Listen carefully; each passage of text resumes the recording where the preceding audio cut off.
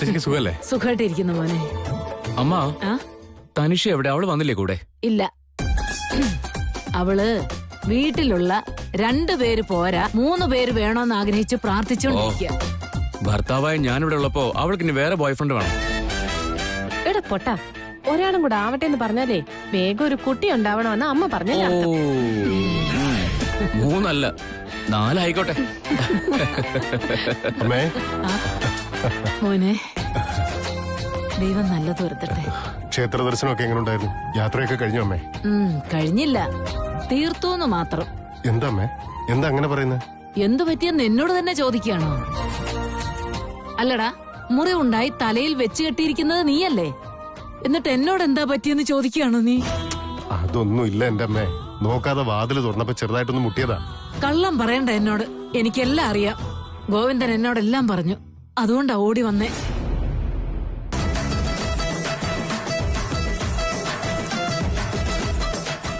പേടിക്കാനുള്ള കാര്യമൊന്നും ഇല്ലമ്മേ.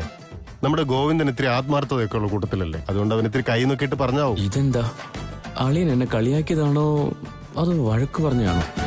അല്ലടാ മോനെ, ഞാൻ പൂജ, അമ്പലം, ദൈവം എന്നൊക്കെ പറഞ്ഞ് നടന്നിട്ട് ഇപ്പൊ ദൈവം എന്തിനാ നമ്മളിങ്ങനെ പരീക്ഷിച്ചോണ്ടിരിക്കുന്നേ? എല്ലാം ശരിയാവും, അത് വിടമ്മേ. ശരിയാകുമായിരിക്കും, പക്ഷെ നമുക്കതിന് ചിലത് ചെയ്യാനുണ്ട്. എന്നുവെച്ചാ? ഒന്നുമില്ല, നാളെ സ്വാമിജിയോട് വീട്ടിലേക്ക് വരാൻ പറഞ്ഞിട്ടുണ്ട്. അവര് നമുക്ക് എല്ലാ പരിഹാരങ്ങളും പറഞ്ഞു തരും.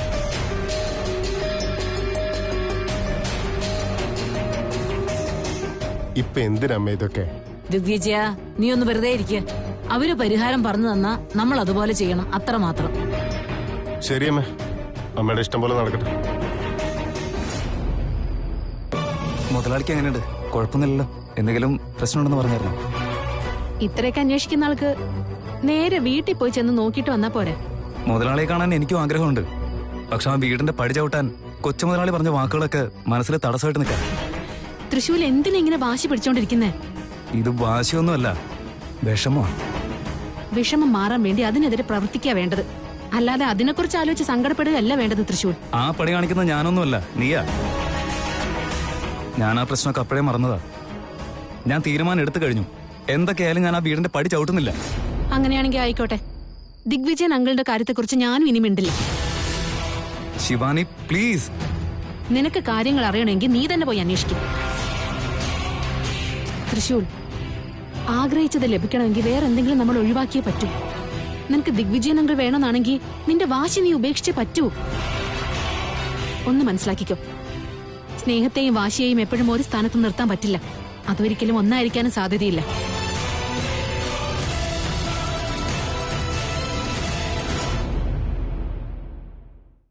അമ്മേ, എല്ലാരോടും വരാൻ പറഞ്ഞിട്ടുണ്ട്. ഞാൻ കരുതി സ്വാമി ഇവിടെ എത്തിയിട്ടുണ്ടാവുമെന്ന്. ആരെയും കാണുന്നില്ലല്ലോ. സ്വാമിജി ഇങ്ങോട്ട് വരുന്നതിന് മുൻപ് നിങ്ങൾക്ക് എല്ലാവർക്കും വേണ്ടി ഒരു സാധനം ഞാൻ കൊണ്ടുവന്നിട്ടുണ്ട്. ഓ, അങ്ങനെയാണെങ്കിൽ അമ്മ കാശിന്ന് എന്തെങ്കിലും സ്പെഷ്യൽ ഗിഫ്റ്റ് കൊണ്ടുവന്നിട്ടുണ്ടോ? വിശേഷപ്പെട്ട ഒന്ന് തന്നെയാ. ഓ ശിവാനി, വാ മോളെ, കൃത്യസമയത്ത് തന്നെ വന്നത്. അങ്ങോട്ടിരിക്കും. അമ്മേ, ഇവളാ നമ്മുടെ വീട്ടിലെ മരുമോളാൻ പോകുന്നത്, നമ്മുടെ ത്രിവിക്രമൻ ഇഷ്ടപ്പെട്ട കുട്ടി. ഫോട്ടോ ഞാൻ കണ്ടിട്ടുണ്ട്, നല്ല ലക്ഷണമുള്ള കുട്ടി തന്നെയാ.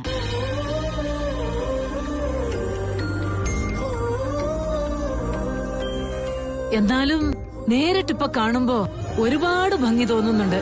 ഒരു പാവക്കുട്ടിയെ പോലെ അങ്ങനെ തന്നെയുണ്ട്. ആരുടെ മോന്റെ സെലക്ഷനാ?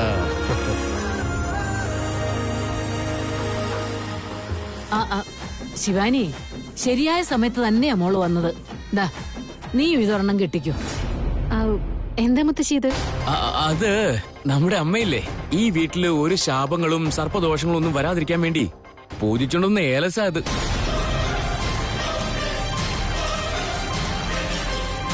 നോക്ക്, ഈ ചരട് നിന്റെ അടുത്തുണ്ടെങ്കിൽ ഒരു പാമ്പ് നിന്റെ അടുത്തേക്ക് വരില്ല. വന്നാലും ഒന്നും തന്നെ ചെയ്യാൻ കഴിയില്ല.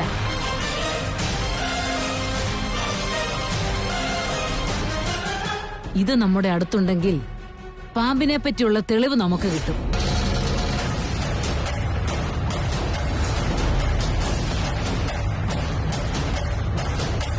എന്നുവെച്ചാ ഞാനിത് സ്പർശിച്ചാൽ എന്റെ ശരിയായ രൂപത്തിലേക്ക് വരും. അപ്പോൾ ഞാൻ ഇച്ഛാധാരി നാഗറാണിയാണെന്ന് എല്ലാവർക്കും മനസ്സിലാകും. വാങ്ങിച്ചോ മോളെ, എന്താ നീ ആലോചിച്ചോണ്ടിരിക്കുന്നത്?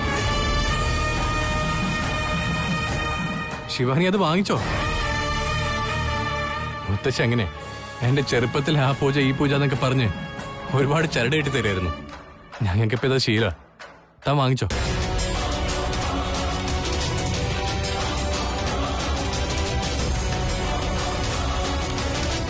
ത്രിവിക്രം, നിനക്കത് മനസ്സിലാവില്ല.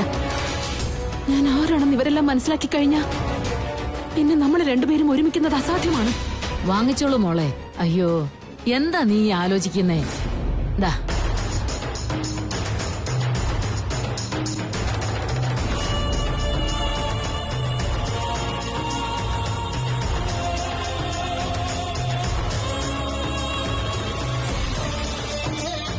ദമയന്തി, എല്ലാവർക്കും ഓരോന്ന് കൊടുക്കും മോളെ.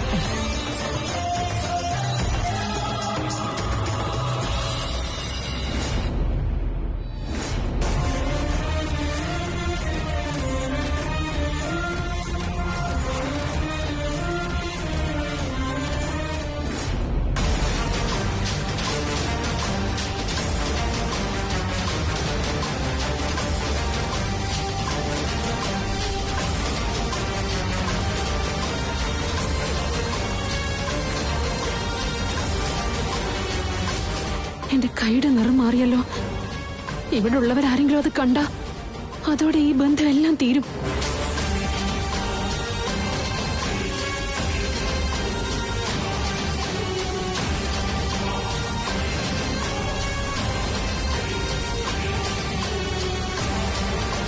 കൈ ഞാൻ മറച്ചു വെച്ചു. പക്ഷെ അത് എത്ര നേരത്തേക്കെന്ന് വെച്ചാ? ശരീരമാകെ നിറം മാറാൻ ഇനി അധിക സമയം വേണ്ട.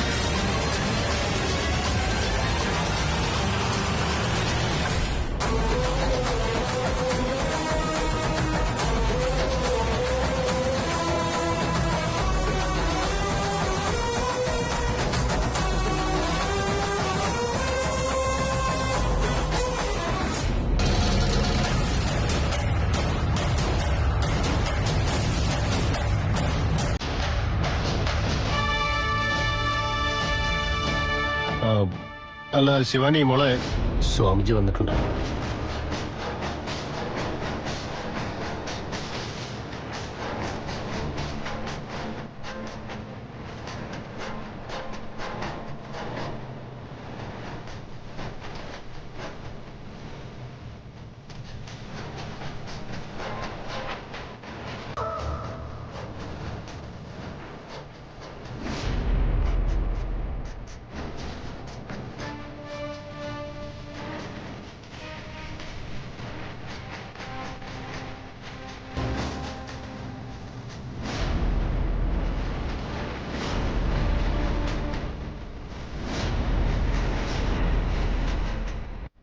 ഉണ്ട്. ഒരുപാട് വർഷങ്ങളായി ഈ വീട്ടിലുള്ളവരെ ഒരു വലിയ പ്രശ്നം പിന്തുടരുന്നുണ്ട്.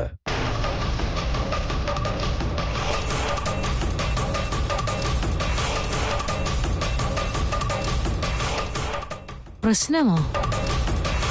എന്താണ് പ്രശ്നം സ്വാമിജി? അത് നിങ്ങളുടെ ചുറ്റും കറങ്ങി നടക്കുന്നുണ്ട്. അത് വേറെ ഒന്നും തന്നെയല്ല, സർപ്പദോഷമാണ്.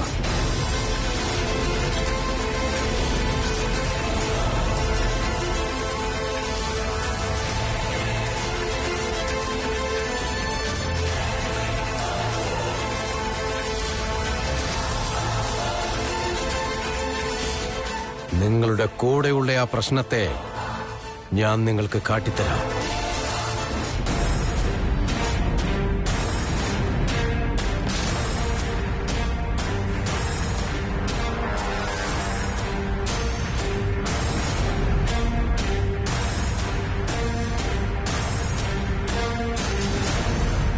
അയ്യോ, ഇതെന്താ ഇങ്ങനെ? ഇയാൾ എന്റെ അടുത്തേക്കാണല്ലോ വരുന്നത്. ഇനി ഞാനാണെന്നെങ്ങാനും പറഞ്ഞ് ഈ വീട്ടിൽ നിന്ന് ഓടിക്കാനുള്ള പ്ലാൻ എങ്ങനെയാണോ?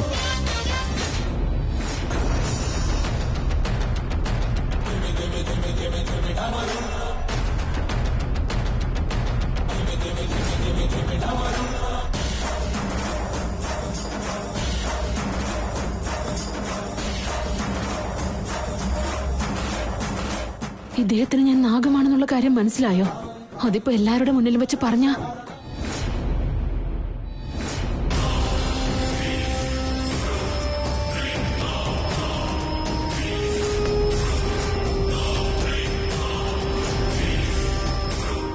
താൻ ദിഗ്വിജയുടെ മകനല്ലെന്ന് പറയോ? അങ്ങനെ പറഞ്ഞ ഇന്ന് തന്നെ എന്നെ ഈ വീടിൽ നിന്ന് പുറത്താക്കും.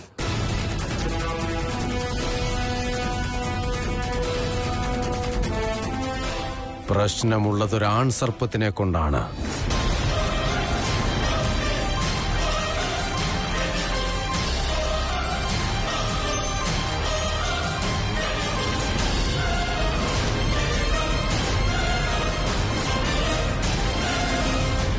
ആ പാമ്പിപ്പോൾ നിങ്ങളുടെ എല്ലാവരുടെയും അടുത്ത് വന്ന് പോയിട്ടേ ഉള്ളൂ.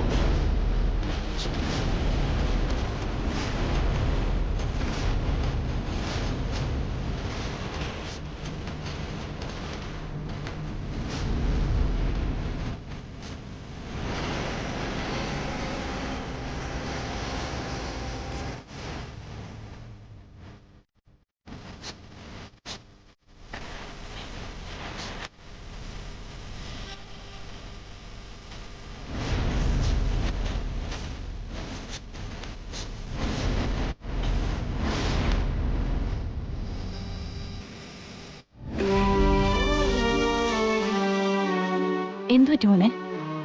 എന്താണ് പറ്റിയത്? ഒന്നുമല്ല അമ്മേ. മുതലാളിയുടെ വീട്ടിൽ പോയായിരുന്നോ? അദ്ദേഹത്തിന് എങ്ങനെയുണ്ട് ഇപ്പൊ? ഞാനെങ്ങും പോയില്ല, എനിക്കൊന്നും അറിയില്ല. പോകേണ്ടതായിരുന്നില്ല അമ്മേ. അദ്ദേഹത്തിനാണെങ്കിൽ ഇന്നലെ നടന്ന പ്രശ്നത്തിൽ കുറെ മുറിവും പറ്റിയിരുന്നു.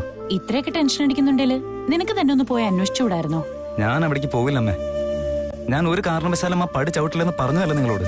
അങ്ങനാണെങ്കിൽ പിന്നെ അവരെ പറ്റി എന്തിനാ ഇവിടെ ഇരുന്ന് ആലോചിച്ച് വിഷമിക്കുന്നേ? അങ്ങനെയല്ല അമ്മേ.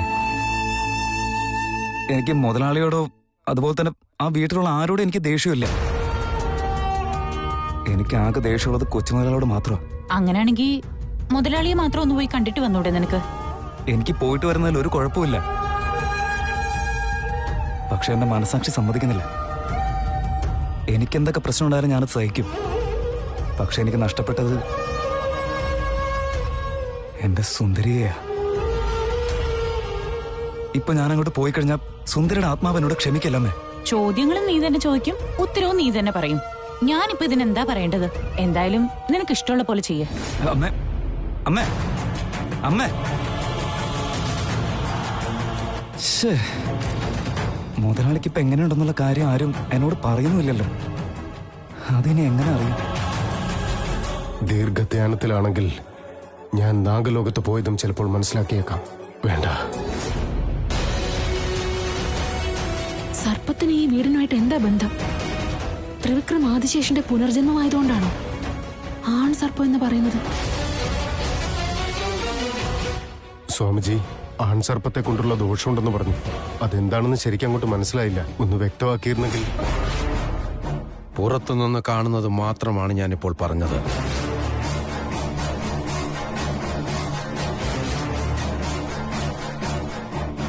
അതിന്റെ അടിസ്ഥാനം അറിയണമെങ്കിൽ അതിലേക്ക് ഇറങ്ങി ചെല്ലേണ്ടതായി വരും.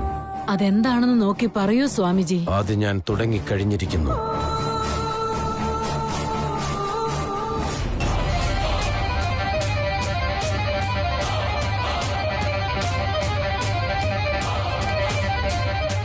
വേണ്ട സ്വാമിജി, വീട്ടിലുള്ളവരെല്ലാരും ഇപ്പൊ തന്നെ പേടിച്ചിരിക്കുക. താങ്കൾ ദീർഘധ്യാനത്തിൽ കണ്ട എന്തെങ്കിലും കാര്യങ്ങൾ ഇപ്പൊ ഇവിടെ വെച്ച് പറഞ്ഞാ ഇവരെല്ലാവരും വീണ്ടും പേടിക്കുകയുള്ളൂ. അതെ സ്വാമിജി, അങ്ങ് തന്നെ ഒരു പരിഹാരം പറയുന്നതാ നല്ലത്. ഞങ്ങൾ അതൊക്കെ ചെയ്തോളാം. ശരി, അങ്ങനെ ആവട്ടെ.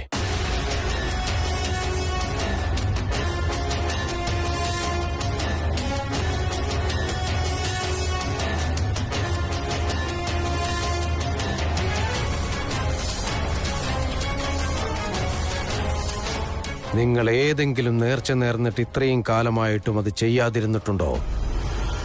ഇല്ല ഗുരുക്കളെ, ഞങ്ങള് എന്ത് നേർച്ച നേർന്നിട്ടുണ്ടെങ്കിലും കൃത്യമായ സമയത്ത് തന്നെ നടത്തിയിട്ടുണ്ട്.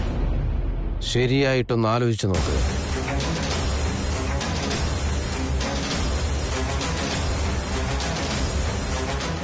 അമ്മേ, നമ്മൾ നേർച്ചകൾ എന്തെങ്കിലും നടത്താനുണ്ടോ? ഇല്ല മോനെ, ഒന്നും ബാക്കിയില്ല. നേർച്ച നേർന്നിട്ട് 14 വർഷങ്ങൾ കഴിഞ്ഞിരിക്കുന്നു.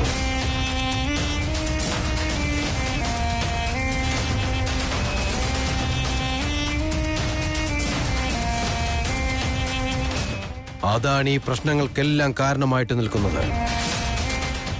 നന്നായിട്ട് ആലോചിച്ച് നോക്കിയിട്ട് പറ.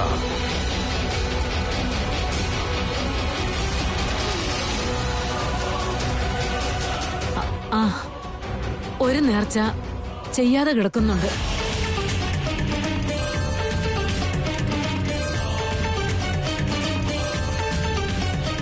നമ്മുടെ ത്രിവിക്രം കുട്ടിയായിരുന്നപ്പോ അവനെ പാമ്പ് കടിച്ചിരുന്നു. തുലാഭാരം നടത്താമെന്ന് ഞാൻ നേർച്ച നേർന്നിരുന്നു. അത് ഇതുവരെ എനിക്ക് ചെയ്യാൻ പറ്റിയിട്ടില്ല. അത് തന്നെയാണ് പ്രശ്നം. അവനും വളർന്നു വലുതായി, നേർച്ചയുടെ ഭാരവും വളർന്നു.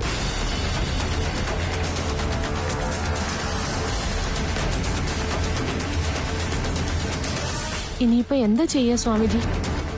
തുലാഭാരം നടത്തിയേ മതിയാകൂ. ഈ വംശത്തിലെ കുട്ടിയെ ഇരുത്തി വേണം തുലാഭാരം നടത്താൻ. അവനെ ആ തട്ടിലിരുത്തി തൂക്കിയാൽ മാത്രമേ അത് പൂർണ്ണമാകുകയുള്ളൂ.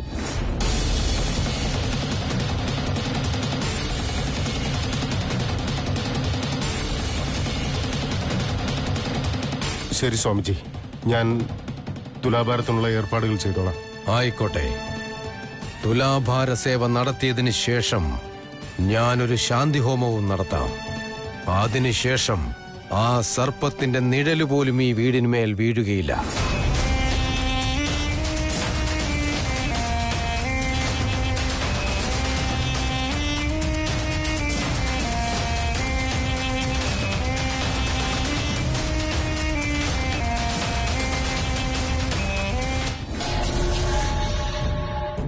ആൺ സർപ്പത്തിന്റെ ദോഷം സംശയമില്ല. ഇത് 100% ആദിശേഷൻ തന്നെയാ. അന്ന് അമൃത പറഞ്ഞതിനും ഇന്ന് ഈ സ്വാമി പറഞ്ഞതിനും തമ്മിൽ എന്തോ ഒരു ലിങ്കുണ്ട്. ആദിശേഷൻ പുനർജന്മം എടുത്തിരിക്കുന്നത് സത്യം തന്നെയാ. പക്ഷേ ആദിശേഷൻ ആരാണെന്ന് മാത്രം മനസ്സിലാവുന്നില്ല. അമൃത പറഞ്ഞത് വെച്ച് നോക്കിയാ തൃശൂലാണ് ആദിശേഷനെ കാണിച്ചു തരേണ്ടത്. പക്ഷെ അവനാണെങ്കിൽ ഇപ്പോ ഈ ത്രിവിക്രമനുമായിട്ട് വഴക്കുണ്ടായി വീട്ടിലേക്ക് വരാതിരിക്കുക. എന്തെങ്കിലും ചെയ്ത് തൃശൂലിനെ എങ്ങനെയെങ്കിലും ഇവിടേക്ക് തിരിച്ചു കൊണ്ടുവരണം. അങ്കിൾ,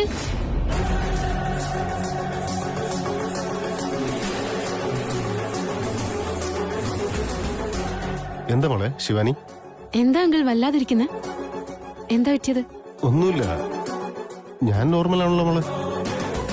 അങ്കിളുടെ മുഖം കണ്ടാൽ തന്നെ അറിയാലോ എന്തോ കാര്യമായി ടെൻഷൻ ഉണ്ടെന്ന്. ഓ, ആ സ്വാമിജി പറഞ്ഞതിനെ പറ്റി ആലോചിച്ചോണ്ടിരിക്കുകയാണോ? അതിനെന്താ ഇത്ര ആലോചിക്കാൻ? തുലാഭാരം നടത്തിയല്ലേ ശരിയാവില്ലേ? അതത്ര എളുപ്പമല്ല മോളെ. തുലാഭാരം എന്ന് പറയുന്നത് ഒരു വലിയ കാര്യം തന്നെയാ. അതിനൊരുപാട് തയ്യാറെടുപ്പുകൾ നടത്തേണ്ടതുണ്ട്. എല്ലാ കാര്യങ്ങളും കണ്ടറിഞ്ഞ് നടത്താൻ പറ്റിയ ഒരാൾ വേണം. തൃശ്ശൂലാണെങ്കിൽ ഈ വീട്ടിലേക്ക് ഇപ്പൊ വരുന്നുമില്ല. എന്താ ചെയ്യേണ്ടെന്നൊരു പിടുത്തം കിട്ടുന്നില്ല.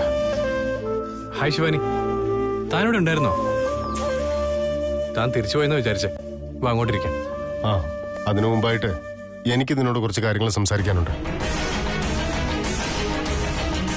എന്താ ഡാഡി, എന്താ കാര്യം?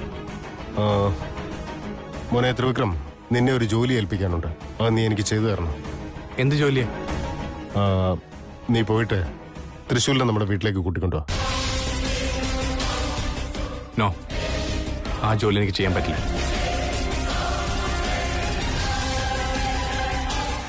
ത്രിവിക്രമ, എന്തിനാ നീ കൊച്ചുകുട്ടികളെ പോലെ വാശി പിടിക്കുന്നത്? ഇത് വാശിയല്ല. എന്റെ ദേഹത്ത് കൈവച്ചവനോട് ഞാൻ പോയി സംസാരിക്കണം അല്ലേ? അതെന്നെ കൊണ്ട് പറ്റില്ല ഡാഡി. കഴിഞ്ഞത് കഴിഞ്ഞു. അവൻ എന്റെ ജീവൻ രക്ഷിച്ചവനല്ലേ? അതിന്റെ ഒരു നന്ദിയെങ്കിലും നമ്മൾ അവനോട് കാണിക്കണ്ടേ? അത് തന്നെ അവൻ ചെയ്ത തെറ്റ്. ഇല്ലായിരുന്നെങ്കിൽ ഇതിനകം ഞാൻ പോതപ്പിച്ച് കിടത്തിയനെ അവനെ. എന്റെ ഇവിടുത്തെ സ്ഥാനം ഞാൻ ഉറപ്പിക്കുകയും ചെയ്തേനെ. എന്താ നീ ഇത്ര കാര്യമായിട്ട് ആലോചിക്കുന്നത്? തൃശ്ശൂല് വേറെ ആരുമല്ല, നിന്റെ സ്വന്തം സുഹൃത്തല്ലേ. നിങ്ങൾ ഒന്നിച്ച് ജനിച്ചു വളർന്നവരല്ലേ. He's like a brother. ശരിയാ, ഞങ്ങൾ ഒന്നിച്ച് തന്നെ വളർന്നത്. വളർന്ന് വലുതാകുമ്പോ എന്റെ സ്ഥാനം അവന് കിട്ടുമെന്ന് അറിഞ്ഞിരുന്നെങ്കിൽ അവനെ ഞാൻ നേരത്തെ തന്നെ കൊന്നുകളഞ്ഞനെ. പക്ഷെ അത് ഞാൻ നേരത്തെ മനസ്സിലാക്കിയില്ല. That's my bad luck. Trivikram, നിന്റെ ഈ വാശിയും വൈരാഗ്യം ഒക്കെ വിട്ടിട്ട് പോയി തൃശ്ശൂരിനോടൊന്ന് സംസാരിക്കേ. അവന് നിന്നോട് ഒരു ദേഷ്യവും ഉണ്ടാവില്ല.